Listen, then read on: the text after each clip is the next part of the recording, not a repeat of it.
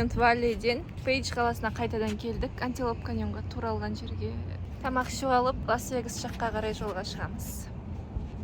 Бәріңізге сәлем достар. Нео Казакс бүгін алғашқы роуд-трипті аяқтайды. Жолда Зион ұлттық саябақтың шет жақтарын көріп, Канап қалашығы арқылы өттік. Лас-Вегасқа жалпы 4,5 сағат уақыт алды. Жолдың көп бөлігін қараңғы түскенде өттік, сондықтан видеоға түспеді. Біз кеше жолға шықтық дедік қой Лас-Вегасқа. Түнде 9-10-дарда келіп шаршап ұйықтап қалдық. Қазір сіздерге машинаны қай жерге қойып ұйықтауға болады. Барлығын айтатын болам, себебі қаланың ішінде кез келген жерге тұрып машинаны қойып ұйықтай беруге болмайды. ChatGPT-ден сұрап, Лас-Вегас Travel Center деген жер таптық. Бір жағында жүк көліктері, бір жағында жеңіл көліктер тұрады екен. Машина өте көп болды. Travel Center ішінде керектінің барлығы бар. Кофе, тіске басар тамақтың түр-түрі, дәретхана, душ, кір жуатын машина, бәрі бар. Тіпті ішінде үлкен казино да бар. Ауа райы жылы болды. Бірінші көлікке қонғанға қарағанда жақсы ұйықтадық. Күш жинап, демалып, кофе ішіп, жақсы көңіл-күймен әрі қарай жолға шықтық. Жолда Лас-Вегастан шамамен 20-30 минуттық жердегі Seven Magic Mountains деген жерге тоқтадық. Бұл Невада шөліндегі әйгілі инсталляцияны швейцариялық суретші 2016 жылы қойған. Әр мұнараның биіктігі 9-10 метр. Негізгі идеясы табиғат пен адамның жасаған өнерінің контрастын көрсету. Шөлдің ортасында неон түсті алып тастар өте ерекше көрінеді. Сондықтан туристер мен контент түсіретін адамдар көп барады. Бастапқыда уақытша жоба болған, бірақ танымал болғандықтан бірнеше рет қалдырылған. Күн батар алдындағы уақыт ең әдемі, және жазда барсаңыздар күн өте ыстық болады. Одан шығып жоспарда жоқ болған Жошуа ағаштарын көреміз деп жолды басқа жаққа жалғадық. Жошуа ағаштары Американың оңтүстік батысында өсетін өсімдік. Негізі бұл кәдімгі ағаш емес, юкка тұқымдасына жататын өсімдік. Бірақ сыртқы түрі өте ерекше болғандықтан ағаш деп аталып кеткен.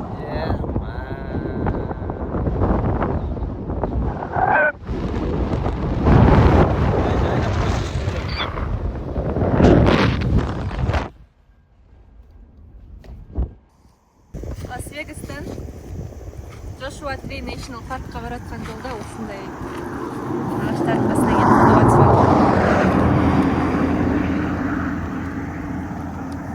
Ағаштың аты сондай Joshua дегенді.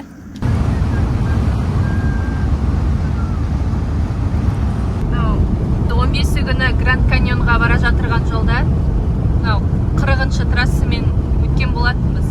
Қазір соның ортасынан кесіп Joshua Tree National Park деген жерге бара жатырмыз.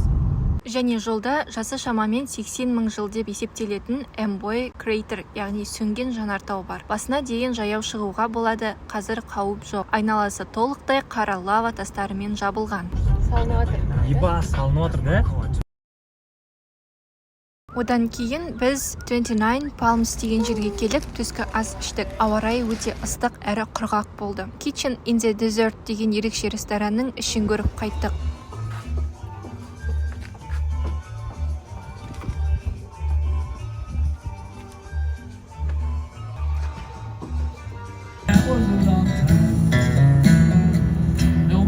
Оның ар жағында Joshua Tree деген қалашық бар. Қалашықтың ішінде сырт жағында да Joshua ағаштары көп өседі. Біз көрген даладағы ағаштарға қарағанда бұл жақтағы ағаштар биік болды. Joshua Tree атауы қайдан шыққан?